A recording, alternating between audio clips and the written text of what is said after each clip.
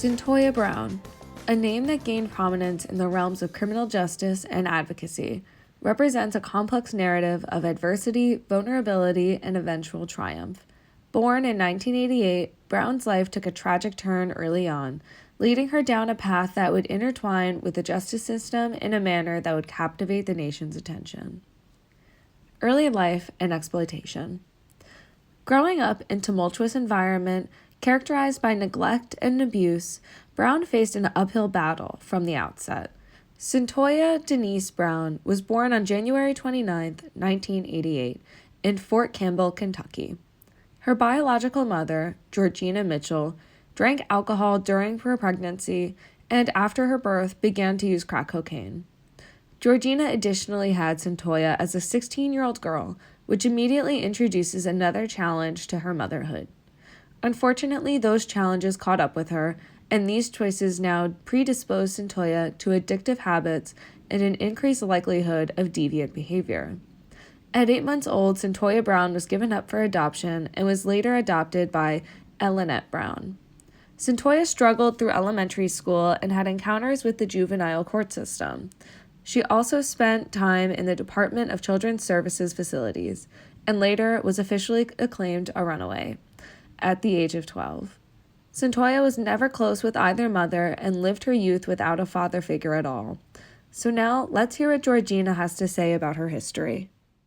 My mom shot herself. She sent me next door when I was in second grade, and she shot herself in the stomach. My mom and her mom, both of them, they're drunks, suicidal. Cyntoia's vulnerability was exploited at an early age when she fell victim to sex trafficking. Her pimp, called Cutthroat, pimped her and persistently sexually, verbally, and physically abused her, and he was 24 years old in comparison to her being just 16. In 2004, at the age of 16, Brown was involved in a crime that would change the course of her entire life. Convicted of killing Johnny Michael Allen, a 43-year-old man who had solicited her for sex, Brown's trial brought attention to the contentious issue of juvenile justice, the impact of trauma on young offenders, and how society adultifies the Black youth. Despite her age and her complexities of her background, she was sentenced to life in prison. She served a 15-year term with the advocacy of celebrities like Rihanna and Kim Kardashian. In the case, Cyntoia was convicted of first-degree murder, felony murder, and aggravated robbery. She received this conviction as a result of stealing a man's wallet, car, and firearm after the murder. Although it is arguable that she took these items out of necessity, she was a runaway who needed money, transportation to support her basic needs. Additionally, after being abused so traumatically, she may desire a weapon to assert her safety in her life. Though these are not things that people are looking into, she is being adultified and being held fully accountable for her actions. Now, let's examine Cyntoia in a psychological manner. It is noticeable that social bond theory plays into her experiences in life. Social bond theory suggests that if an individual has weak ties to positive peers, guardians, or relationships, then the individual is more likely going to participate in deviant behavior. Although Cyntoia had her adoptive mother, she experienced enough trauma that influenced her choices to be a deviant, and more specifically, like how her mother was a drug addict and alcoholic, predisposing her to the addictive genes. Cyntoia struggled to be present within her elementary and middle school academics, which resulted in her not having any positive friends of her own age. Additionally, like Elinette explained prior, she was not close to either mother figure, and never had a father figure present as well. Further, this proves her weak bonds to positive outlets. Her peers became older pimps who would lead her into a life of drugs and prostitution. These weakened bonds further allowed for her mental health to crumble, as she had extreme anxiety, anger issues, and depression. Likewise, victimization played a role in her not coming forward about her experiences. Specifically, the lifestyle theory is notable here, which relates to an individual's partners to an increased likelihood of victimization. Due to the fact that Cyntoia was trapped in a cycle of violence, drugs, and abuse, she surrounded herself with people in similar situations. She became further and further victimized as she engaged in riskier lifestyle behaviors, which made her more likely to be victimized as they are exposed to offenders and often did not have a guardian present. Unfortunately, this is the reality that a majority of youth people of color go through. The contrast within incarcerated youth is drastic and not improving. Jiminy Rogers comments on how their study showed that while youth of all races engage in risky behavior during adolescence, Black youth are more likely to be penalized through the justice system.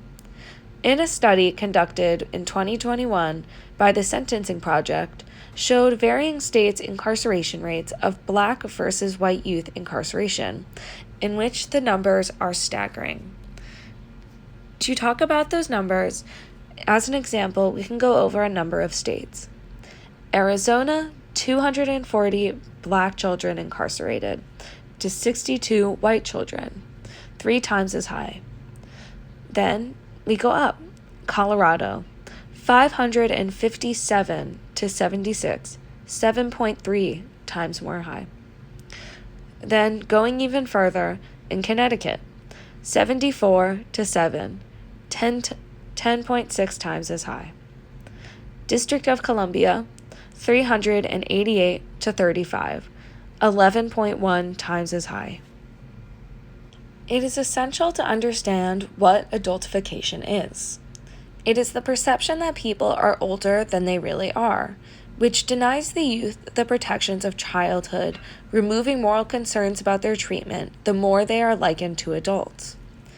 In one study that was conducted by Jennifer T. Perillo, she suggests that Black boys were seen as older than they were from the age of 10. In another study she conducted, Black girls were seen as older than they were at the beginning of age 5.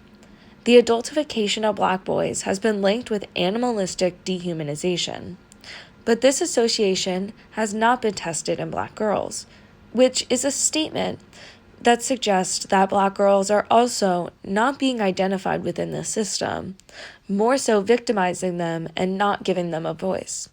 Moreover, Perillo suggests greater animalistic dehumanization of Black boys was associated with greater adultification. But the association between dehumanization and culpability was not examined in the study. In a follow-up study, the same general pattern was replicated in law enforcement sample.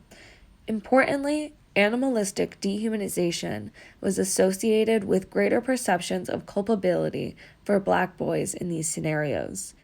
It is important to note that, like Cyntoia Brown, a vast majority of incarcerated Black youth have been a part of the foster care system or adoption system.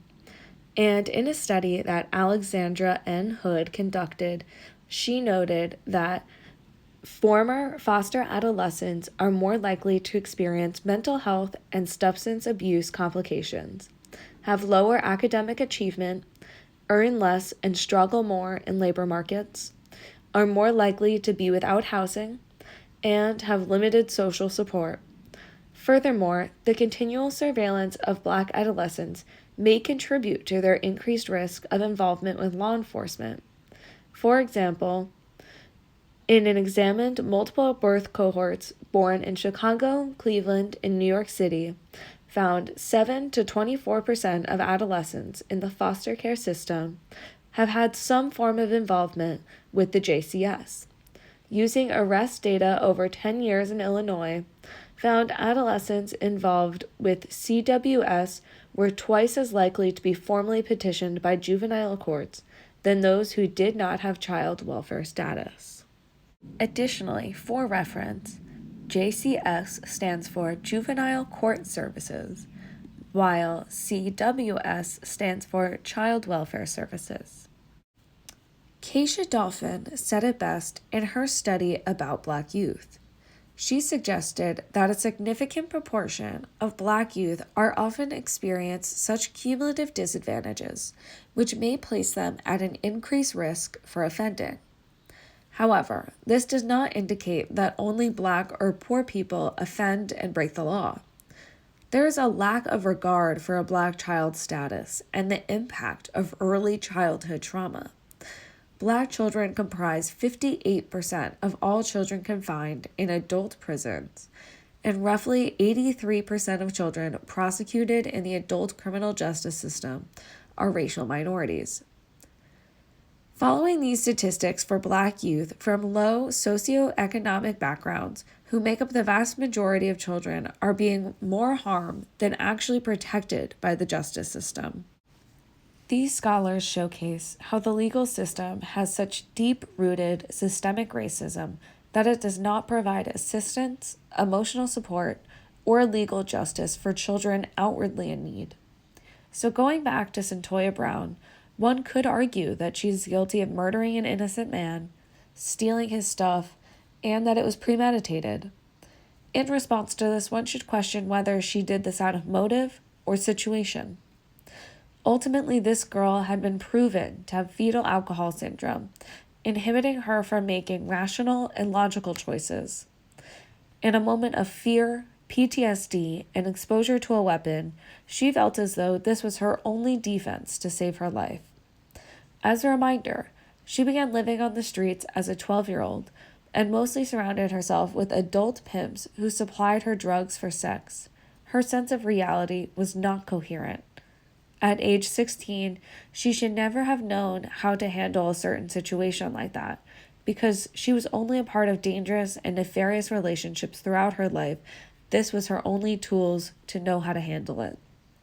Cyntoia was a product of her situation, and the court system completely disregarded this and further penalized her for it and made her a victim of her situation. No one questions why the 43-year-old man was soliciting sex with an outwardly apparent minor, but this is just the fact of adultification. Girls at the age of 5 are seen to be older than they are. And Cyntoia Brown lost 15 years of her life, and that's only one of the major ramifications that adultification of Black youth has on their lives.